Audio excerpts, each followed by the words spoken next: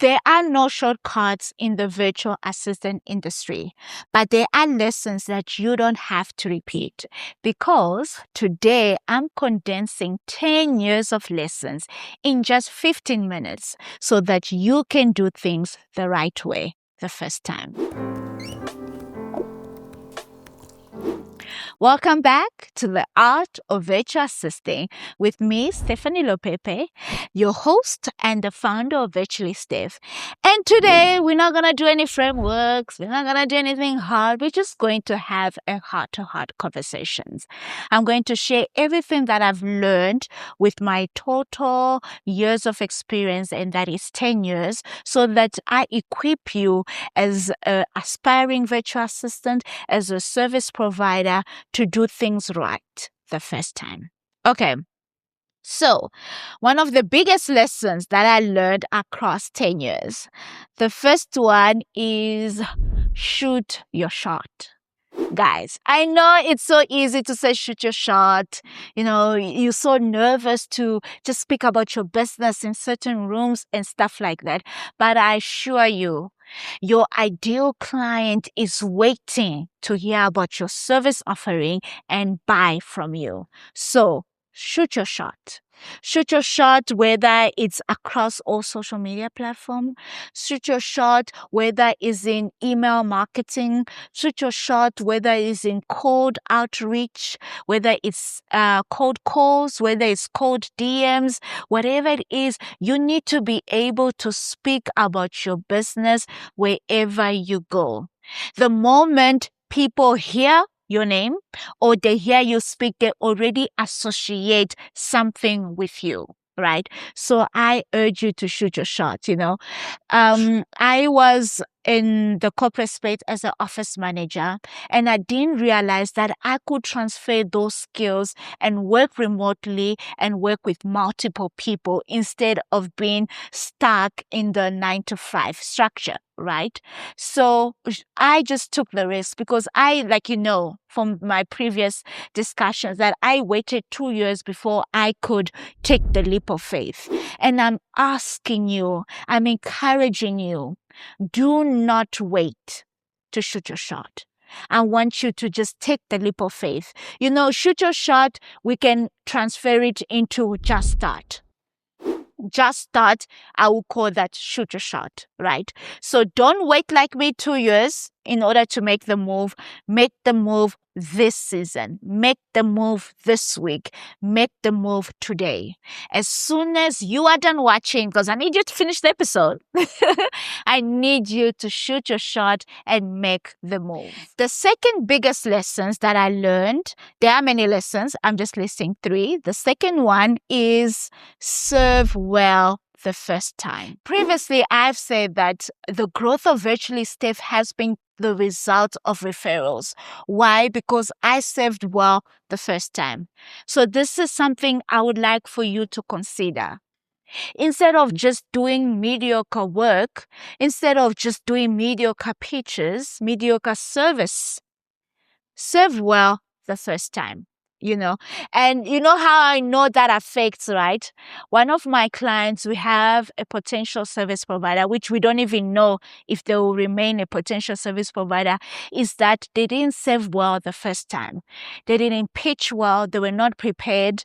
And they were just, whatever it is that they had prepared in their pitch is something that my client already had via AI.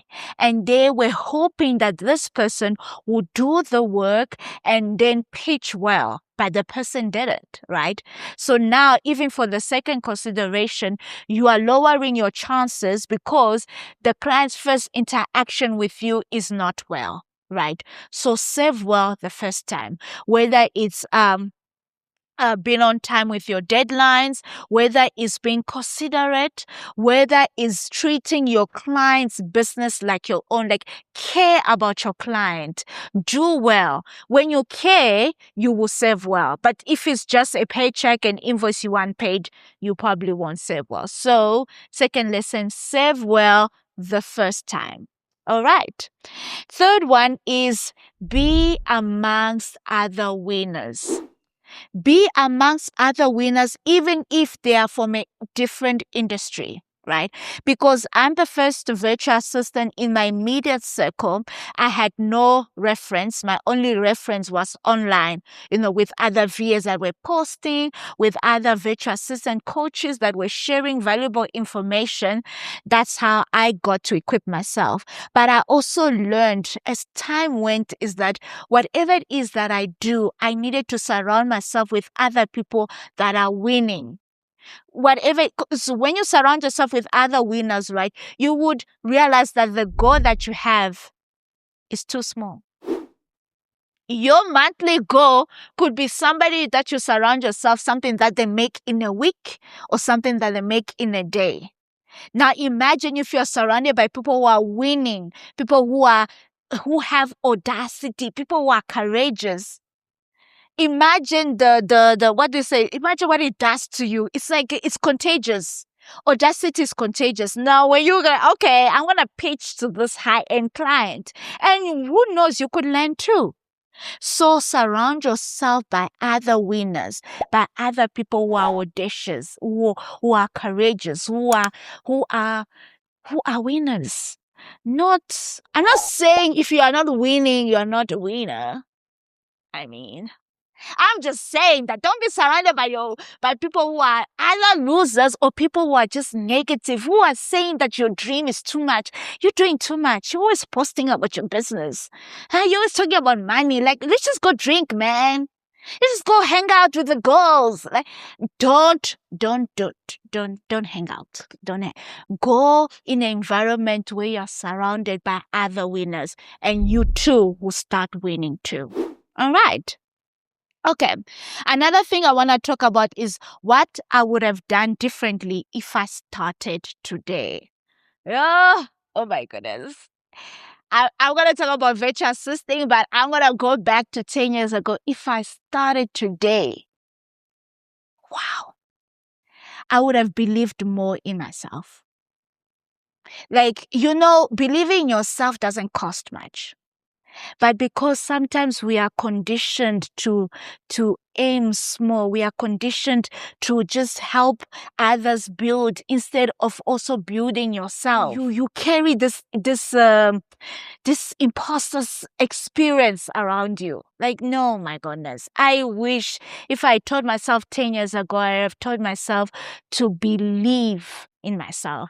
Why? Because even in my corporate space, like the first 2 years, I would cry all the time. I'll come back home, cry to my parents. Oh, my employer spoke to me like this. My employer was swearing. My employer was harsh. My employer wanted something that they didn't equip me to do. I just felt, oh my word, that was hard. That was a hard time for me. And I promise you, my parents will every single time have to pick me up. They'll have to put the pieces back together, and then I'll have to go back in the workspace and fight again. If you're listening to this episode, I want to assure you that everything I teach here, I actively do for my clients. I have transitioned from basic virtual assistant to business management and operations. My work now focuses on empowering established business owners with implementing systems, SOPs, structures that will help them effectively run the business. So if you are looking for executive support that will help you do the same for your business, I will encourage you to connect with me, Stephanie Lopepe. There's a link below this video. And then let's explore how we can work together. And then when I'm broken down, I'm back home crying again. I remember there was a time where my mom will ask me, like, why are you working for this person? And I'll be like, Mom, where am I going to go? I'm just a graduate. Like, I have nowhere to go. And I just wished I believed in myself a lot more. And first year of Virtually Steph, believing in myself, the second lesson is pricing well. If I'd have started today, I would have priced well.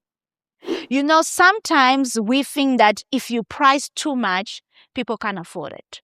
How would you know if someone can afford it if you didn't ask? Or if you didn't give the person room to negotiate, right? And that's why I love Western virtual assistant. I would even encourage you, if you are online, follow a virtual assistant coach or a virtual assistant that is from the US or from the UK. Those ones price well. They don't care if some of the business owners in the US are employing VAs from the Philippines. Why? Because there's more than enough ideal clients for you to win. So price well. You will never find a VA from the UK, from the US. Well, I'm sure you will, but like the ones that have built like credibility and confidence, charge more than $25. Charge less than $25 an hour. They don't do that. Because why? All the experience I'm bringing, why am I charging that less? Right? And most of them have transitioned in. There's no hourly rate. There's now retaining and packages. That's all that's happening. So I wished I started well. Like even like when I started, I think I started charging, I don't know, I think I started charging 200 Rand an hour. And then people will be, it's too expensive. Then I'll go down to 150, right? And then I realized that doesn't work because I will do the work and then feel miserable. A work that if I had charged correctly, I should be charging, let's say 500 Rand an hour, lowest 450 an hour, right? Instead of me earning 1,000 Rand for 2 hours work, I earned 400 Rand or 300 Rand. Why? Because I could not bring myself to price well, right? And now, thank goodness we have ChatGPT. There is no way you have access to AI, you don't know how to price. Put it there. What are VAs charging in the UK? What are VAs charging in the US? What are they charging here in South Africa? Based on my experience, based on what the client wants, give me a good price range that I can do. ChatGPT will probably give you 3 options. It will tell you what everyone is charging and it will give you 3 options. And then you land where you are comfortable. Right? So let's say you are a project manager or a project manager as a service provider. A client comes to you and say, hey, I want you to run this for me. You don't know how to price yourself, then you put it on ChatGPT. ChatGPT will probably give you different options. ChatGPT will be like, if you charge 15K, this is what you will be doing. If you charge 20, this is what you'll be doing. If you charge 25K, this is what you'll be doing. If you charge 50K, this is what you'll be doing. Then you take that based on the code that the client had with you, and then you land on where it makes sense for you, right? These are just numbers. Do your own research and figure out what works for you, right? So I want you to price well. And then another lesson is I wish I had said more no's. If I had said more no's, I would have saved time. I would have made more money because I have more capacity. There's no point for you to be busy and the numbers don't make sense, right? So I need you to do better. Learn from me. Don't repeat the same mistakes. Another one I learned recently. I have a client name. Once she gets an idea, best believe it's not you're just talking. That idea will start getting implemented in the next 24 hours. Right? And that taught me to move with urgency. Don't be, I've got the year. I've got the year. I've got this. No. Move with urgency. And I've started implementing something that I learned on YouTube via the Social Proof podcast. I will link the episode in my video description. They were working on the framework of the 5 days rule. You have 5 days to accomplish something you have set to, right? And I remember my client did that. We had a campaign we had to do. And then we were just talking about it. Oh no, yeah, what do you think about this? I'm like, yeah, we can do that. We can just reach out and be like, but those people don't know us. I'm like, there's nothing with shooting your shot. So why not? So we used her account because then she's popular. She's a credible entrepreneur in a space. So we use the account so that Instagram will show the DMs, right? And then I promise you, every single person that we DM for that particular campaign responded yes. So in less than 5 days, we had the idea, we drafted the proposal, we sent the DMs, we got the yes, we booked studio time, and the campaign was shot, and we are waiting to publish that campaign, right? And the publishing is not because we don't want to know there's other things going on in the background, but that is the 5-day rule. You have 5 days, come up with the idea, do your homework, do the cold outreach, or even reach out in your community, and you have the results. Now it's time for our insight segment. And today's question is experience more important than certifications in the virtual assistant space, right? I know I promised 15 minutes, but let's answer to this question. I love this question because most people think that working for high-end clients means that you have to have certification.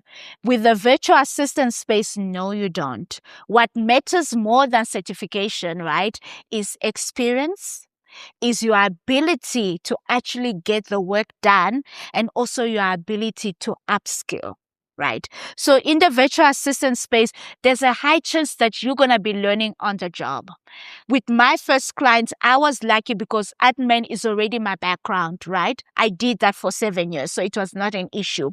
But learning on the job means that there were things that I was not used to doing that I had to upskill, that I had to find the information, and I had to do try and error for each of the different clients. And most clients, when you're honest with them, hey, I do not know this task, but I will figure it out. And you come back with solutions, and those solutions, when they yield results, that's part of your learning experience. So I'm begging you, do not get stuck and not enter this industry thinking that you need higher education. No, you need some form of experience where you know how to communicate, you know how to write, you know how to process information, and you know how to solve problems. And then you should be good because the majority of the time we learn on the job. And with each client, you get to build on that experience and it compounds. All right. So thank you so much for listening to today's episode. Don't forget to like, comment, and subscribe. Share among other people who think will benefit from this. And let's grow the virtual assistant space. Until next time, bye.